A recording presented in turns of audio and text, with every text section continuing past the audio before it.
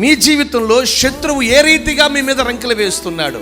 Bible గ్రంథంలో మనం చూస్తే మనందరికీ తెలిసిన మాట చెప్తున్నారు. గొల్యాతు ఒకడు ఉన్నాడు, వాడు కూడా రంకెలు వేశాడు. ఏమని? ఇశ్రాయేల్లో దేవుడు ఉన్నాడా? ఇశ్రాయేల్లో ఎవడైనా గెలవగలుగుతాడా? రాజుగారి దగ్గర నుండి సైన్యంలో ఉన్నంత వరకు అందరికీ సవాలు విసిరాడండి గొల్యాతు. ఎవరి వల్ల కావాలా అతను గెలవటం? కానీ ఒక బాలుడు దావీదు నిలబడంటున్న మాట ఏంటో తెలుసా? ఇశ్రాయేలు దేవుడైన యెహోవా తన ప్రజలను ఈ సున్నతి లేని ఫిలిస్తీన్ల చేతిలో నుండి, ఇదిగో గొల్యాతు చేతిలో నుంచి ఆయనే వీరిని విడిపిస్తారు. ఎవరు విడిపిస్తాడంట? ఈరోజు ఎవరు మనల్ని విడిపిస్తారు? గట్టిగా చెప్పాలి, గట్టిగా చెప్పాలి.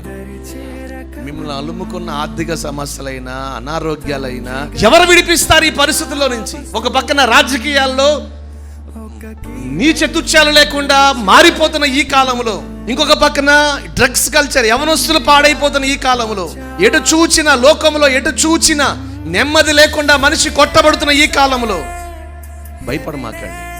శత్రువు చేతిలో నుంచి విడిపించుటకు ప్రభు మనకు తోడై ఉండబోతున్నాడు. హల్లెలూయా. ఈ రోగాలు ఎవరు విడిపిస్తారు? ఈ ఆర్థిక సమస్యలు ఎవరు విడిపిస్తారు? ఎవరు నిజమే ఎవరు విడిపిస్తారు? భయపడొద్దు, ప్రభువే మనతో రాబోతున్నాడు. నిన్ను విడిపించుటకు నేను నీకు తోడై ఉంటాను. ఆమేన్.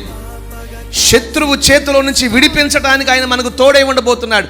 మనకంటే గనులు, మనకంటే గొప్పవారు, మనకంటే అన్ని రీతిలుగా ఉన్నతమైన పరిస్థితులు ఉన్నా, గొల్యాతు లాంటి వారు మన ముందున్నా, వాటన్నిటిలో నుంచి విడిపించుటకు ప్రభు మనకు తోడై ఉండును గాక.